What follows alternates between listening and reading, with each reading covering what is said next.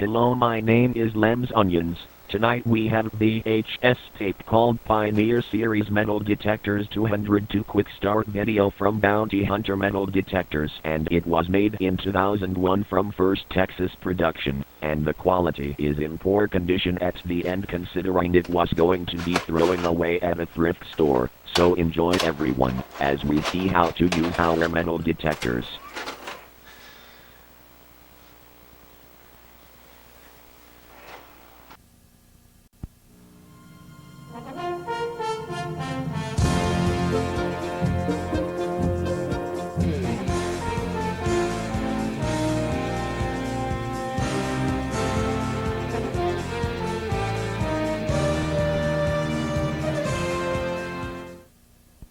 Congratulations on your purchase of the Pioneer 202 metal detector from Bounty Hunter. Metal detecting is a hobby for all ages and can be enjoyed in all areas of the country. You'll find it to be an educational and a scientific activity. It's an outdoor activity that can be great fun for the whole family. The Pioneer 202 is a professional detector with features like digital displays, notching capability, and superior depth detection, which are typically found on detectors costing 2 to 3 times the price of your Bounty Hunter model. Metal detecting is one of America's fastest growing hobbies. If you are new to the activity, we hope that you will view this tape in its entirety to fully understand the detector's operation and to get the most enjoyment possible from your Bounty Hunter metal detector. In this video, we will review metal detecting concepts and terminology, types of metals, the features and operation of the Bounty Hunter Pioneer 202, troubleshooting advice, metal detection applications, and also in the field tips and techniques.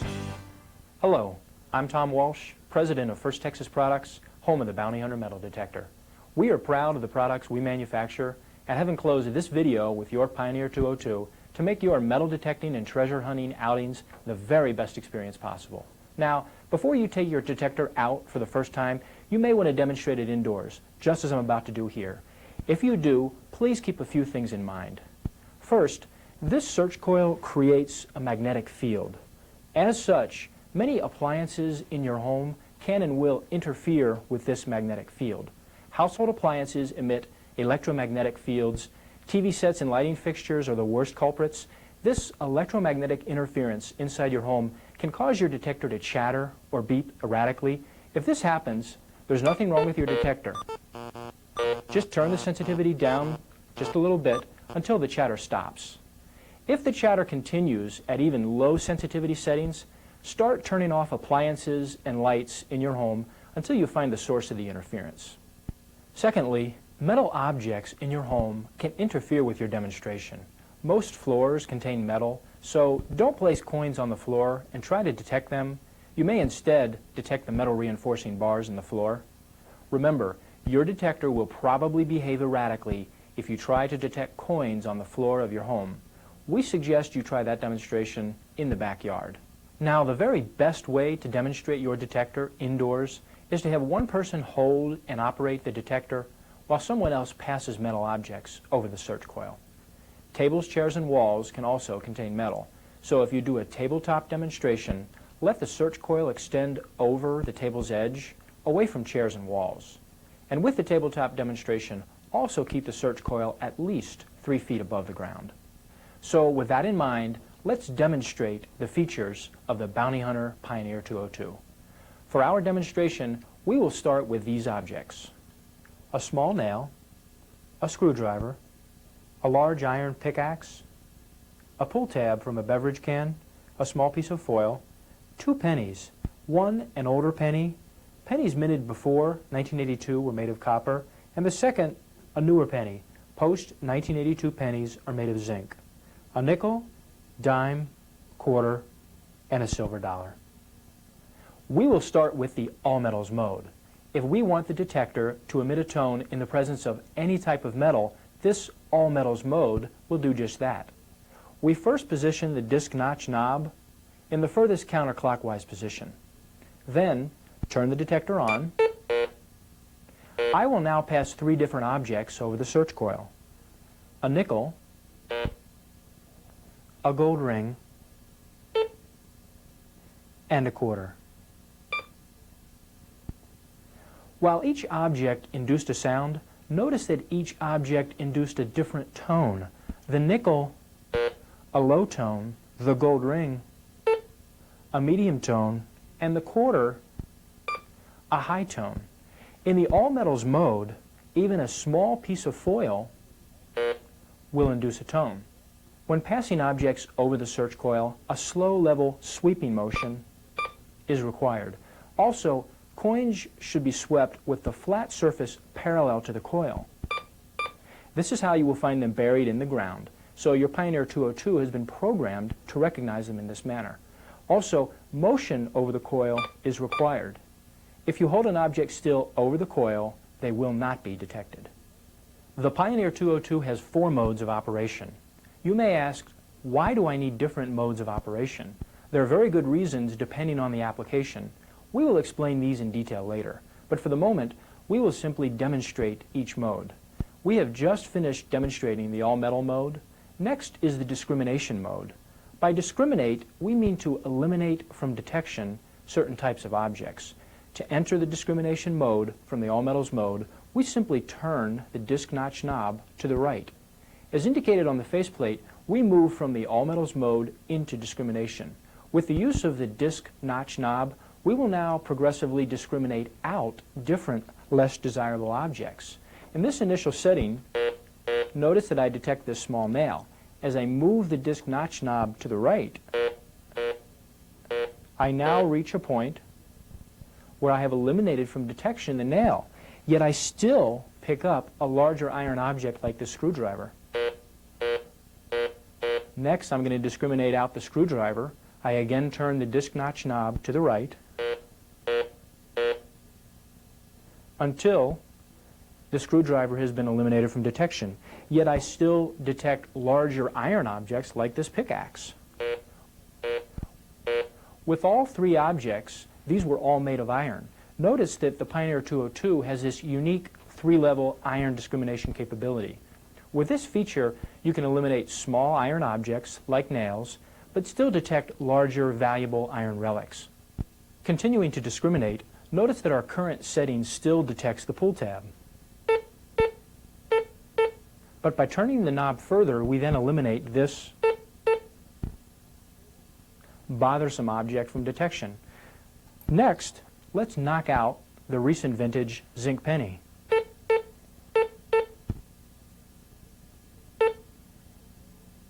By turning the disc notch knob to a certain setting, we no longer detect newer zinc pennies, yet we still pick up the older copper pennies with the high tone. As we progressively discriminate items out, notice that discrimination is a fixed start point system. As we move to higher levels of discrimination, we cumulatively eliminate all lower level items. If we wish to, on the other hand, selectively discriminate out items within the metal spectrum, we use the notch mode of operation. Simply press the notch touchpad, and we are in the notch mode of operation. To demonstrate this mode, I will first set the disc notch all the way at the bottom position, and then I will take this newer zinc penny, and I will turn the disc notch control until I have completely discriminated out this zinc penny. Yet I still pick up the valuable older copper pennies, the lower tone nickels, and more valuable items like quarters. For easier functionality, to automatically notch out the most common troublesome trash items, press the Auto Notch touchpad. In the Auto Notch mode, the disc notch knob no longer has a function. The Auto Notch automatically notches out most pull tabs, but still detects the lower tones like nickels and the higher tones like a dime. Now that we know how to operate a bounty hunter, a brief explanation of metal detecting and of metals is in order. First, the outside loop of the search coil creates a magnetic field. As metal objects pass through this magnetic field, they either disrupt or reflect the magnetic field. Different types of metal and different size objects have their own characteristic disruptive signature. that is received by the inside loop and then transferred to the detector's microprocessor for interpretation. Now, let's refer to the detector's LCD display.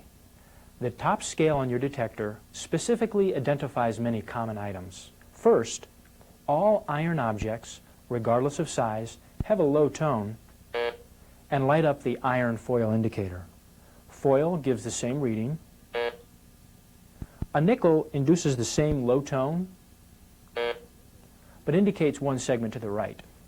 Next, the pull tab. Now we hear a medium tone, and the newer post-1982 pennies, which are made of zinc, also give us a medium tone.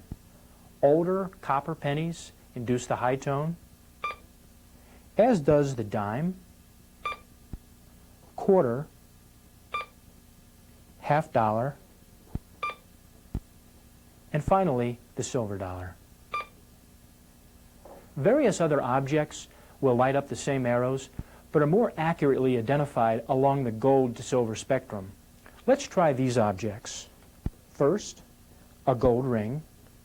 Second, a small gold-plated earring, this brooch, and a watch. Notice as I pass the gold ring, it lights up under where it says pull tab. However, notice this is more accurately identified in the gold range. This gold-plated earring gives a lower tone and lights up a little bit to the left. This larger object, a brooch, is probably not made of gold since it's a large object and reads more to the left. Finally, this watch is probably made of composite materials because you hear different indications to the right and to the left. It's probably made of some zinc and some silver. Finally, let's check out the depth indicator, the bottom scale on your LCD readout. The bottom display indicates the depth from the coil in inches of coin-sized objects. As I pass this quarter at different distances from the coil, notice the depth readout change.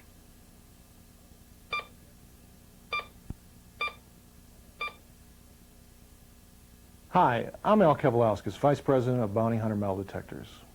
You've just watched as Tom demonstrated the many features of your Pioneer 202.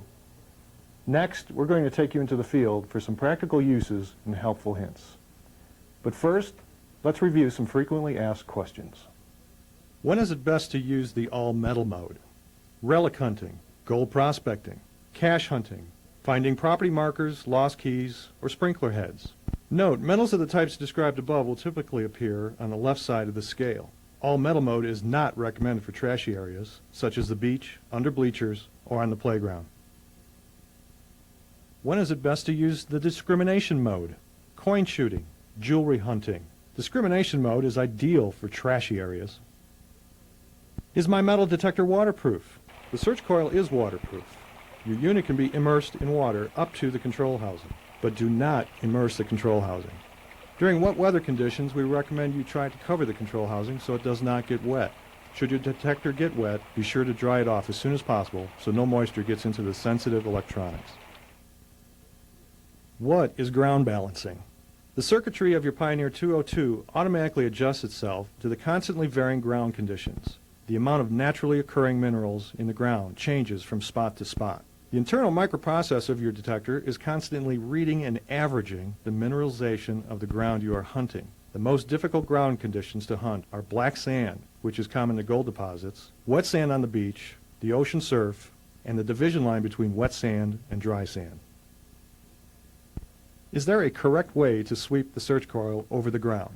Be sure to use a slow, even motion from side to side. Do not rock your detector. Keep it parallel to the ground. Move slowly across the ground, making sure to overlap the area you are hunting.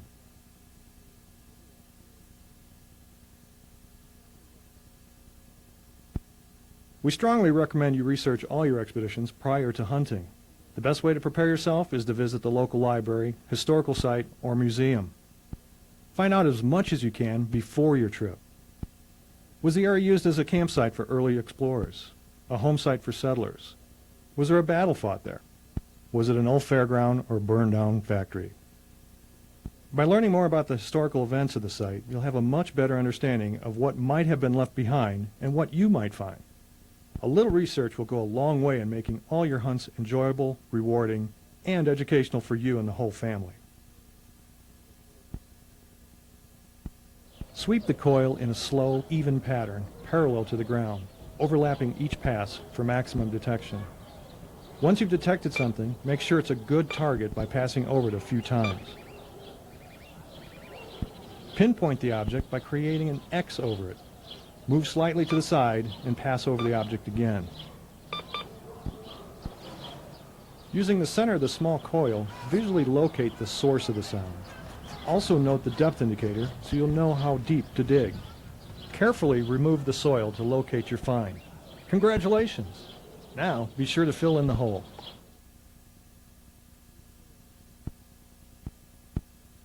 When searching large areas, it's best to pre-plan and approach it in small steps. You will miss potential finds if you haphazardly wander through a site. Mark off the intended search area. You can use anything from sticks to rocks or stakes. For very large areas, it's best to create smaller grids inside the overall search site.